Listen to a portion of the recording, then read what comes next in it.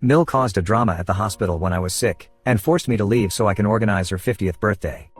I, F27, have been married to my husband Jamie, M31, for 2 years. We've known each other for a long time because I'm very close friends with his sister, Jessie, F27.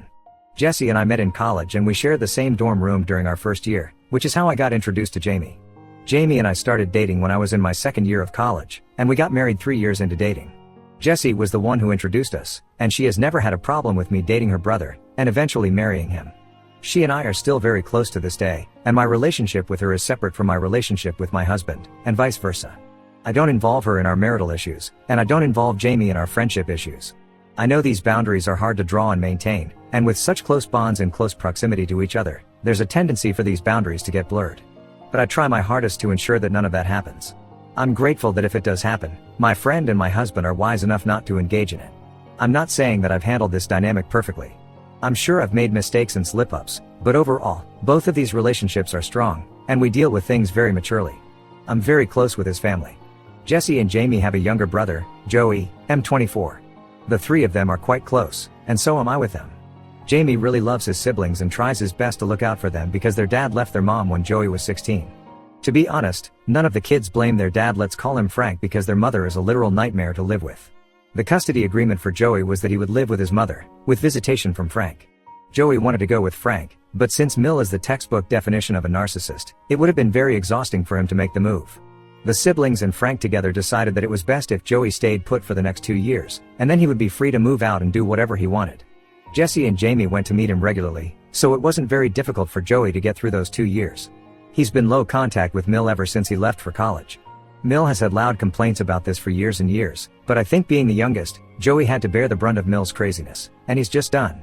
Jamie and Jessie still put up appearances, to at least try to seem normal to the world and to Mill, but Joey just doesn't care. And I understand. When Jamie and Jessie were kids, their dad was always around. Plus, Jamie had the three of them. When Jamie went to college, Jessie had Frank, and she had Joey. But during the last 2 years of school, Joey had to face everything alone. No matter how much Jamie and Jessie traveled, the fact was that Joey was alone with Mill. And because of those 2 years, he says he's had a lifetime's worth of interaction with Mill, so he wants to steer clear of her. Jamie and Jessie feel very guilty about the entire situation with Joey, and I'm not saying they shouldn't. The kid was bound to have it rough with someone like Mill, so they cut him a lot of slack and do the damage control with Mill. I had a good relationship with Mill until the time I was only Jessie's friend and not Jamie's girlfriend. When Jessie went back home, I used to go with her sometimes. I used to hang out with Mill then, and things were really cool between us, so much so that I genuinely felt Jessie was exaggerating her antics to me. But I guess that's the true sign of a narcissist. Her act was so good that anyone could fall for it, and I did too. But the mask fell off the minute she found out that I was with Jamie and that I would probably be a permanent fixture in the family. No one could be good enough for her man. Yikes, I know. She had to find fault with everything I did from then on. Nothing was ever good enough. She always had to upstage me, always had to create a scene. Thankfully, Jamie is the kind of guy who always took a stand for me and shut down her nonsense, no questions asked. The final straw for him was when she turned up wearing white to our wedding. I had alarm bells ringing in my head, but before I could do anything, Jessie and Joey had sprung into action. Joey accidentally dropped a bottle full of red wine on her white dress, and Jessie ran to help out her poor mom change into new clothes, but we never saw her again at the ceremony. Jessie had promptly locked her inside her room to ensure she didn't start anything else. All of us got a lot of crap from her after that, but at least my wedding was saved. Jamie tore into her and told her that she had brought this upon herself because she had chosen to upstage the bride, and she should be thankful that we weren't cutting her off completely. That shut her up, and she behaved for a couple of months before starting new drama. So we generally steer clear of her. Things came to a head a couple of days ago. Jamie had to go on a work trip to Cali. It was very important for him, and his promotion depended on how well he could negotiate deals with his clients. So it was a high-stakes thing for him, and he was feeling very jittery. I was alone at home, and 2 days after he left, I fell sick. I don't know what caused it, but I was feeling extremely nauseous for a long time. Couple of hours later, I puked out a lot of stuff and was feeling really weak. I thought it was a normal stomach issue that would be okay in a day or two. But by the evening, I started feeling really sick. I drove to the hospital to get myself checked just in case something was wrong because I didn't have anyone at home to take care of me. The doctor said it was a case of severe food poisoning, and while it wasn't very serious or dangerous, I still needed to rest and eat mild food. When I told him that I had no one at home, he advised me to get admitted to the hospital for a week so that I could recover and not strain myself. At that point, I felt this was the best option available because I couldn't call my husband and screw up his work trip. Jessie was on a holiday with her boyfriend. Joey works out of state, and I'm estranged from my own family, so asking them to help was out of the question. I had a couple of other friends, but none I was so close to that I could ask them to tend to me for a week. I got myself admitted and let Jamie know the situation. I downplayed it because I knew he would get worried and insist on coming back home, which I just couldn't allow. 3 days into being admitted, I started feeling better. The doctor said it would take me 2 to 3 more days to get back to normal strength and energy levels, but he also felt I looked better. Somehow, word got around to Mill that I was sick and that I was now feeling better. She didn't bother to come and check in on me while I was sick, and to be honest, I expected this from her, which is why I hadn't asked her to help me out anyway. But as soon as she got to know that I was doing better, she came to the hospital in fake concern for a while. She just wouldn't leave. I had to beg her to leave me alone, but she kept on crying fake tears, saying things like, "I'm so sorry you're suffering so much, I hate to see you in pain, let me do something for you." She tried to act mad that I didn't reach out to her and said she would have helped and made me better in no time. I just said I didn't want to trouble her. It got so bad I was forced to tell her that I was actually fine and that she didn't have to worry about me. This was a rookie mistake, and the switch was instant. She said, "Oh, if you're feeling better, why are you still in the hospital, wasting my son's money? If you're fine, I need you to help plan my 50th birthday party and look at the arrangements." Her birthday was a week later, and all her kids were going to be there, along with her friends, so she wanted everything to be impeccable. She had no one else to help her except me. It's as though she was waiting for me to say that everything was fine so she could pounce on me and ask me to help out. I said that even though I was feeling better, there was no chance I was fit enough to help her out. She said I was just making excuses, and she expected me to get discharged the next day and help her, or she was uninviting me from the party. She gave me this stupid ultimatum and left, as if I cared about her idiotic party. I decided not to involve Jamie in the little drama that his mother caused because, again, his work was more important to me than my Mill's unhinged little tantrum. I did drop a text to Jessie, telling her what had happened, but I asked her not to say anything to Jamie. Things were normal after that. I didn't get discharged because Mill wanted it, but only when the doctor okayed me to leave, which was 3 days later. Jamie came back the next day, and he seemed to be in good spirits. He said his boss was happy with his work, and the negotiations went really well. So he looked hopeful about the promotion. I then told him what exactly had happened with my little stint at the hospital and my Mill's deranged demands. Jamie quietly listened to me narrate the entire incident and didn't say anything. He was very upset, rightfully so, that I didn't tell him and said that my health was more important than a stupid work trip. I told him it wasn't that serious and that I was fine. He asked me if I wanted him to talk to Mill regarding her treatment of me, but I said no. I told him I didn't want her to cause any more crap than she already had, and that I didn't care about her and her stupid opinions anyway. I was actually glad I wouldn't have to go to her party. I had thought that Jamie would sit the party out as well, but he was adamant about going. He told me he would be setting Mill straight once and for all because now she needed to be dealt with firmly. I honestly got a bit scared because I could see that he was furious, and I also knew that no matter what I said or did, he was going to do what he had planned. I just told him to be careful and try not to cause a scene at the party. The party was yesterday, and all hell has broken loose. I had a feeling Jamie wouldn't let my Mill's antics slide so easily, but I didn't know he would go all nuclear. I'm not complaining at all. I love that my husband is taking a stand for me, like he always has, and has put Mill to shame publicly. It just feels a little too amazing to be true if you ask me. So, as I mentioned above, my Mill had disinvited me from her party, thank God for that. I don't know what kind of reaction she wanted to get out of me. She had probably hoped that I would make a huge fuss about being excluded and beg her to invite me again, but none of that happened. So naturally, she was already pissy because she didn't get to have one of her stupid power trips with me. Jamie, Jessie, and Joey were all in on Jamie's plan, which I hadn't known, and I got the tea from them after the party. So initially, everything was great. The guests came, brought gifts, and the decor was amazing. Everything was basically crafted to be perfect. Mill was behaving very sweetly and didn't mention me even once. She was avoiding Jamie a little. I think she thought he would ask her why I hadn't been invited and she would have to answer and tell him about the little stunt she pulled at the hospital. To avoid that, I presume, she mostly stayed away. Jamie kept his cool throughout. He told me he tried his best to behave as if nothing was wrong, so as not to garner attention and make Mill suspicious. Finally, when the cake was being cut, the 3 kids got up to make a toast. Joey started off by thanking Mill for all that she had done for them over the years. He then added how Mill had forced him to take up part-time jobs after the divorce to contribute to living expenses, and it was only due to Jessie's intervention that she had stopped her antics. When he said that, there was an uncomfortable silence. Mill tried to laugh it off, but it was very awkward, and they were just getting started.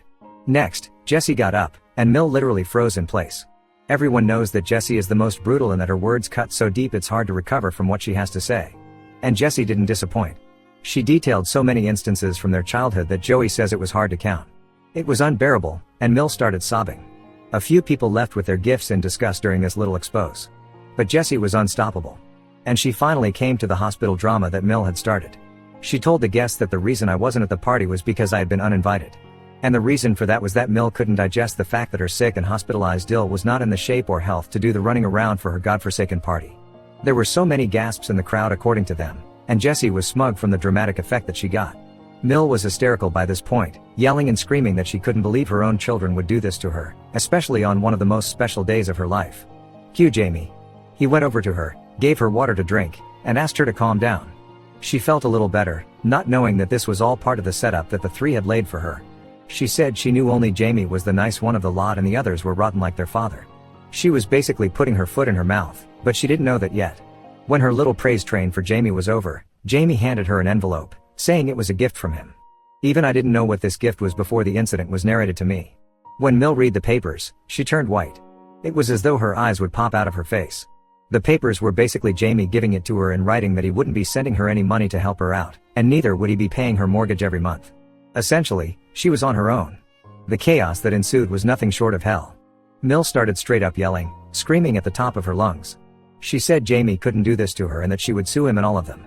How that would be of any help at all, no one knows. But the three of them left her mid-breakdown and went to a bar to chill and have drinks. She's been bombarding them with texts non-stop, starting from begging, to ranting, to saying literally batshit crazy things. No one is responding to her. I think they've finally had enough and know that cutting her out is in their best interests. And we have no idea at all what she's going to do because she's basically been surviving on handouts from her kids. Jamie pays the mortgage for her house, Jessie sends her an allowance for groceries and electricity, and Joey gives her some money for other utilities like gas. She claims that she works, and it's good for her if she does because if she doesn't, God alone knows what's going to happen, because all this money is going to stop. She keeps saying she'll apologize to me if that's what it takes to get things back to normal. She doesn't realize that what she did to me wasn't the reason why this blow-up happened. It was just the last straw on the camel's back, and everyone had had enough. This was their breaking point, and now there's no going back. I know them really well, Joey not so much, but I have a fair idea of how he thinks too. They're done, and good for them. I'm so proud of all three for finally putting an end to her toxicity. Had it been left to me, I would have done it years ago, but I never pushed for anything because, at the end of the day, she's their mother, and I wouldn't want to ruin that relationship, especially since I'm estranged from my mother. But this was entirely their call, and I know it had nothing to do with me, so at least I'm not guilty. Let's see what happens next because I know Mill isn't going to take this sitting down. She's going to come back because she has no other option, frankly. She was surviving, literally, because of her children, and without their help, she can't afford half the luxuries she presently does. It's going to be a fun ride from here on, and I can't wait to see her imminent downfall. I have my popcorn ready, things just need to get moving.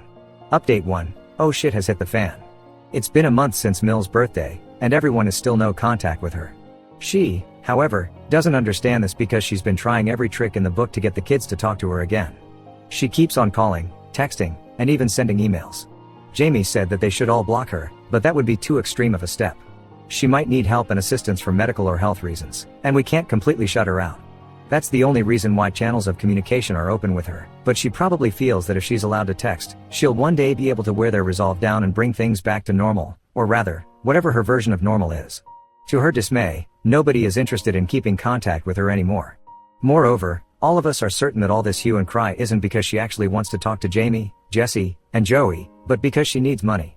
According to Joey's estimates, with the money they were giving her, she should have enough saved to last her a couple more months, but by then, she'd really need to either downsize or land a job that would pay her a lot.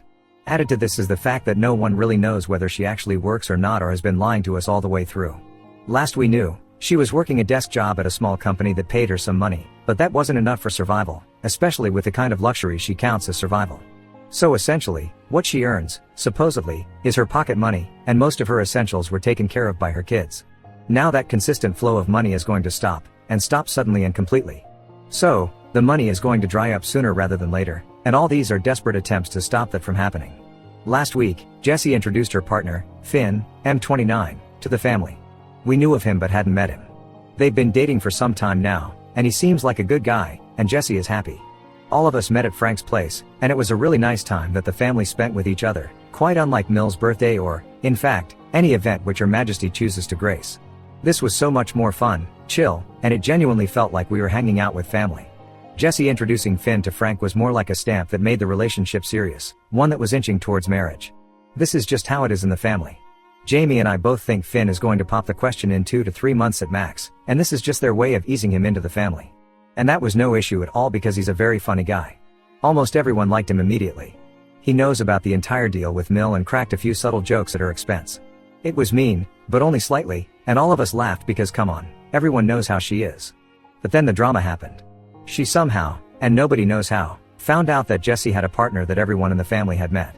By everyone, I mean the immediate family: Jamie, Joey, Frank, and me. And only Mill was the one who had no idea who the guy was, what he did, and what their plans for the future were. And she has been both inconsolable and uncontrollable since then. She's back to texting us 200 texts a day, telling us that we've wronged her and that her only daughter has left her alone. She says she can't believe that we would exclude her from something as important as this and that all her children are ungrateful brats. I don't understand how she expects anyone to even want to make amends if this is what she keeps saying on a regular basis. To everyone's relief, she doesn't know who Jesse's boyfriend is, and we want to keep it that way because otherwise, she's going to look him up on social media and bombard him with texts as well. It's not Finn's mess right now, at least, and we want to keep him away from her nonsense for as long as we can. Jessie is so done with Mill, she says she won't even invite her to the wedding. I personally think that won't be possible, and she's going to barge in, make an entry, and cause a scene anyway, but I understand Jessie's sentiments. She tried to upstage me at my wedding, and she sure as hell would want to upstage Jessie at hers. For my wedding, she was mother of the groom and therefore needed special treatment. For Jessie's, she's going to be mother of the bride and would make the day all about herself instead of the couple. So it's in everyone's best interest that she's kept in the dark, but that's going to be very difficult. Anyway, we'll cross that bridge when we get there. I hope this is my final update because I don't want any more drama, but with the way my Mill is, we can never really say. Update 2, Jessie got engaged. It took Finn only a month to pop the question, and I think Jessie was anticipating it. We're all so happy for them. Finn already feels like family, and we're all in regular touch. He hangs out with Joey a lot, they share similar interests, so it's great. We've been getting closer to Frank too, and this has been possible largely because we don't have Mill's looming presence over our heads. She doesn't know yet that her only daughter is engaged, and we're trying to keep everything very low-key for now so as not to garner attention. Jessie wants the wedding to happen soon, and we're all diving headfirst into the planning. By all, I mean me, and a few of Jessie's other friends. On the Mill front, her texts have stopped coming as of now. I think she's finally reconciled to the fact that she's been cut off completely, and begging in front of her kids isn't going to give her anything, so she should rather just focus on improving her living situation. She's put up the house for rent and is probably using the rent to pay off her mortgage. At least I hope that's what she's doing because if she's blowing up the rent, then she's an absolute ass, and nobody can save her. She's moved in with her sister for the time being, but I'm sure that's a temporary arrangement as well. No one can stand being near her for long periods of time. I genuinely wonder how Frank did it for all these years. The house is still in her name, though. If she manages to pay the mortgage, then the house stays in her possession, which, to be honest, I'm quite salty about. She could afford it only because Jamie funded her for years, and now she gets to behave like an asshole and still walk away with a house. Seems quite unfair to me, but it is what it is, and I can't help it. But as long as she stays away and doesn't cause any more problems, she can have the house to herself. The peace of mind of the family is much more important than that house anyway. Update 3, Mill found out about Jessie's engagement. Word somehow got to her sister, and now she knows as well. We tried to be as discreet as possible, but news like this has a way of spreading, I guess. But Jessie is sick and tired of her nonsense now. She's already stressed about all the wedding planning, and she can't handle Mill on top of this. So the minute that Mill sent her a scathing text about keeping poor old mom in the dark, Jessie called her up and tore a new one into her. She told Mill in no uncertain terms that the omission on her part was deliberate because she didn't want Mill to be a part of the celebrations. And she also told her that she wouldn't be invited to the wedding, whenever it happens. Jessie said she was sick of her antics, and she knew that Mill would try to pull off a stunt like she had done during my wedding. Jessie was furious, and it was as though she was unloading years of pent-up anger. I don't think she even allowed Mill to get in a single word, not that I blame her. Her victim complex can make anyone want to puke. I think the reality check was much needed, and if Mill has even a shred of self-respect, she's going to stay away. Jessie was downright rude, and that was required because there's no other way to make Mill understand that we're exhausted, and we don't want her near us. Jessie has blocked her and asked us to deal with any emergency with Mill, and that she will unblock her only after the wedding. I think the Mill situation is finally over, and we can all look forward to the next chapter for the family.